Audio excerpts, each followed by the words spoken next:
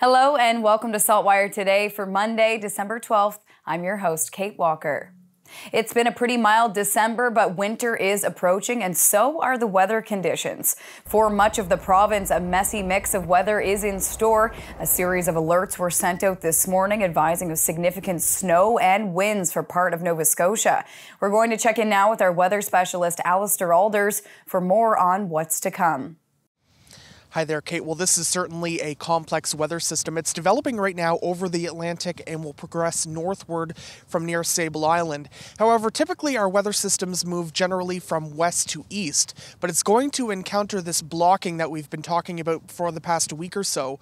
So instead of moving off towards the east, the low pressure system is going to retrograde from east to west around the Maritimes, as there is also an upper level trough that is spinning, kind of been stuck there through the weekend into early this week. This means significant precipitation for eastern Nova Scotia, while western Nova Scotia is really not going to get a whole lot.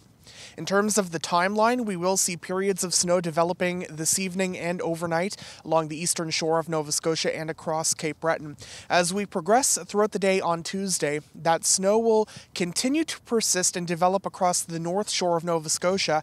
However, mixing or a transition to rain is likely, especially over Cape Breton Island. As we go through Tuesday night into early Wednesday, the low pressure system retrogrades through New Brunswick and then moves south of the Bay of Fundy. So the weather system clears from east to west as we go through Tuesday night into Wednesday.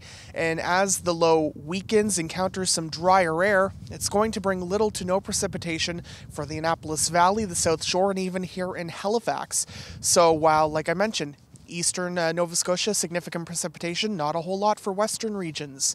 In terms of how much snow we will receive, looks like about 20 to 40 centimeters for Cape Breton, followed by a transition to rain. Also 20 to 40 centimeters for the eastern half of Guysborough County and parts of Antigonish County. Now, amounts will taper off significantly as you progress further west. So along the north shore of Nova Scotia, about 10 to 20 centimeters, with pockets up to 30 centimeters, so Pictou County and northern Cumberland and Colchester. But southern Cumberland and Colchester into Hants County, 5 to maybe 10 centimeters. Parts of eastern HRM, say east of Porters Lake, 5 to 10 centimeters, maybe up to 20 centimeters along the county line where you meet Guysborough County. And then really 0 to 5 centimeters through the Annapolis Valley, along the South Shore and into Halifax. Not really an event for you guys. In terms of the wind, it will be windy across the entire region with peak wind gusts up 50 to 80 kilometers per hour, up to 100 kilometers per hour in Cape Breton. The winds will be variable in direction as the system, as I mentioned, will be retrograding around the region. So certainly the first significant snowfall for many areas, including much of Cape Breton, parts of the north and eastern shores, but still, for places like Halifax, still waiting for that first snow of the season, you won't be getting it from this storm, and I'll have more on the Halifax forecast coming up. And we'll check back in with Alistair in the weather section for your Halifax forecast tonight into tomorrow. And speaking of winter weather, Halifax Regional Police reported a number of collisions due to road conditions this morning. CAA knows the impacts of winter driving better than most. Last year alone, they had over 100,000 roadside rescues, many of which were in the winter. SaltWire's Scott Squires caught up with a representative from CAA for all the tips and tricks that drivers should be doing ahead of many storms to come. It's that time of year, whether we like it or not, we've got to think about getting ready for winter driving. Joining me is Stephen Olmsted. Stephen is the Director for Social Responsibility and Advocacy for CAA. Stephen, thanks for being here today. What are the important things that drivers need to start thinking about with this winter weather coming? So it starts really, there's two things you got to do.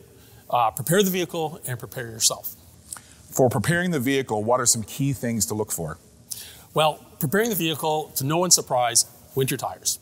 Get those winter tires on as soon as that temperature is consistently below 7 degrees. What are some other things that, other than tires, you really need to think about with your vehicle when you're checking it out to make sure it's winter ready?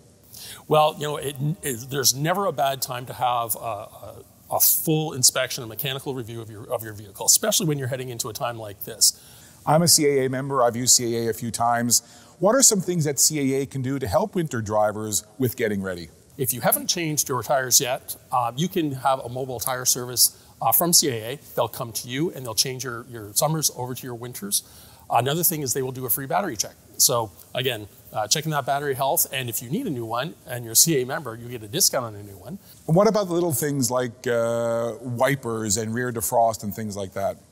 Yeah, so lots of details involved with cars. Certainly, great idea to change those wipers up. They take a beating all times of year. So, when you change your tires, great time to switch out your wiper blades, and just make sure your systems are working. So, any heaters, any fans, things like that you're going to have to use, give them a try, see if they're working.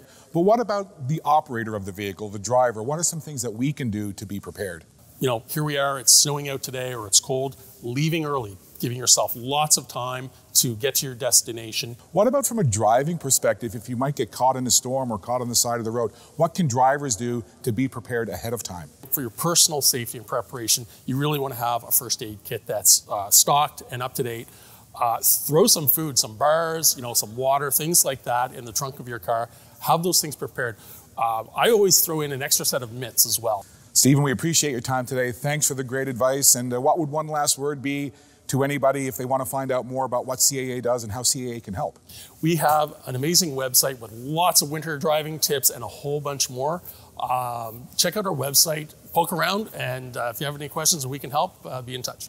Well, we're certainly hoping for a mild winter, but hey, here in the Maritimes in Atlantic Canada, we know what could be coming, so it's great to be prepared. We thank Stephen and CAA for taking the time to be with us here today. In Dartmouth, Nova Scotia, at the CAA headquarters, I'm Scott Squires for the SaltWire Network. Nova Scotia is investing an additional $20 million to protect more of the province's land and water. It's also designating another 9,300 hectares of Crown land to benefit the environment. The announcement was made today in Middle Sackville near the newly designated Sackville River Wilderness Area. 800 hectares of mature forest, wetlands, lakes, and waterways, an area that will help conserve the Sackville River and help to restore important Atlantic salmon habitat. 800 hectares that will protect the Pockwalk watershed, on which so many people of this area depend for their drinking water. 800 hectares of recreation opportunities. The additional funding will go to the Nova Scotia Crown Share Land Legacy Trust, which helps private land conservation organizations with the cost of acquiring and protecting private land.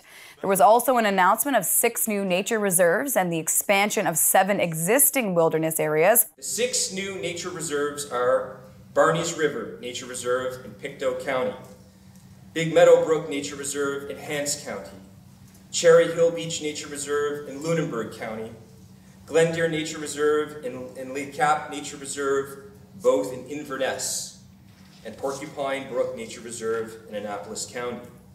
The newly protected areas announced today bring the total amount of land and fresh water protected in Nova Scotia to over 13%. The government's goal is to protect 20% of our land and water by 2030. It is a very hard but special Christmas time for the McInnes family in Lower Sackville. Their 10-year-old daughter has an inoperable brain tumor, and her family and friends are doing what they can to spread a little cheer during this time. SaltWire's Jen Taplin has that story.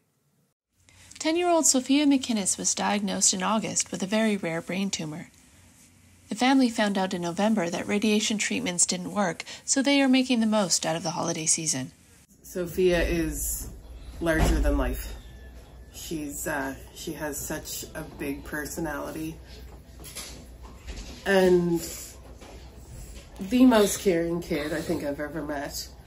Before this all happened, she would literally take her shoes off to give them to someone if they didn't have any. Family friend Natalie Frozel put out a call on Facebook for people to send in Christmas cards to Sophia, and they've been arriving every day by the hundreds. I'm like, what can I do? Like, what can we do? And what kid doesn't love getting mail? Frozel also raised money to decorate the house for Christmas, but a local company did it for free. So instead, Sophia went shopping and bought about $900 worth of toys for a toy drive in the community. Sophia didn't necessarily handpick them all, but they had to be approved by her before they got put in the thing. She was very adamant. If we held something up and she didn't want it, it was not going. So she definitely had her hand in every toy that got chosen. Her family got Sophia a puppy for Christmas, and while it's too young to leave its mother, she recently got a visit. In Lower Sackville, I'm Jen Taplin for the SaltWire Network. It's time now for a glimpse of today's Thinking Out Loud with Sheldon McLeod. Today, Sheldon is speaking with actor, storyteller, and musician Tom Jackson ahead of his Christmas shows in Halifax and St. John's.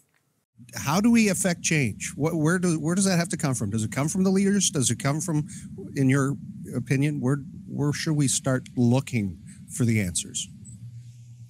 I believe that our leadership, I mean, we want better roads and better health care, better education. That's great, but no money, no movie, right? No money, no movie. And it takes political will in order to create that kind of change. That's the only place where it's going to exist. I once said to a politician, I said, if you're not going to save the life of my child, I'm not going to vote for you. That's the deal. And I'm going to tell everybody else that I know that I'm not going to vote for you. On the other hand, if you do, I'm going to tell everybody I know. So it is up to our leadership. You've got a great premier out in your part of the world. I met him and I like him, and I would stand next to him because I think that his heart is in the right place. But he needs help too. He needs, the support of the community. It's not just one side. They say often, is it the hand up or the hand out? Well, they both exist, right? And for Sheldon's full conversation, head to the opinion section of SaltWire.com. Time now for the Atlantic Sports Wire, presented by Scott Squires. Pretty good. I don't know how far in this is. Ryan Keeping is an ultra marathoner. Let's talk about your marathon experience. You mentioned that you're kind of new to the world. How did you get involved in running marathons and then pushing it to these ultra marathons? So I kind of always ran, I'd run the Blue Nose or something, but it wasn't super serious. So it's kind of just always been a life goal of mine is to run ultra marathons. And I've always been really motivated by people like Terry Fox or David Goggins, or these people that push their physical limits to a point where you're like, man, how is he doing this? So it's just always been something I was talking about. And I was always saying my biggest life goal, I want to run 100 kilometers. I want to do ultra marathons. And, excuses came up of, I knew how long it was going to, the training and how much time it was going to take. But eventually I kind of just said, this was back at the end of June. I said, you know what, this is something I want to do. So I'm just going to dive in. I'm going to do whatever I possibly can, train as much as possible, and see how quick I can get there. So I did, I think I did my first ever 50K in September. And then 6 days later, I did another 50K, and I was just absolutely hooked. And then I did a 60, and then I ran the 50 kilometer ultra for the Valley Harvest. And then, after that, I did a 70, and then I did an 80. And then I went down to the States and did the 50 miler, which is 80 kilometers. And then, I'm going to be jumping up 20 more kilometers to my first ever 100 and just running laps of the Commons. You can learn more about this December 17th event by visiting hoho100k.com. In Halifax, I'm Scott Squires for the Atlantic Sports Wire.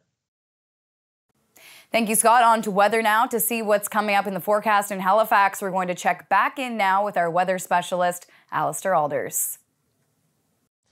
Thanks, Kate. While eastern areas of Nova Scotia will get into significant snow, it will be the complete opposite here in Halifax. Really, it's not going to be much an event for us. This evening, we will have mainly cloudy skies. There will be a chance of flurries. The temperature will be near -4, and we will see winds gusting 20, 40 up to 50 kilometers per hour. As you wake up on Tuesday morning, we will have cloudy skies and a chance of flurries, and winds will be gusting 40 up to 70 kilometers per hour. Those winds will persist throughout the day and at times could gust up to 80 kilometers per hour. Now in the afternoon, we still have that chance of flurries.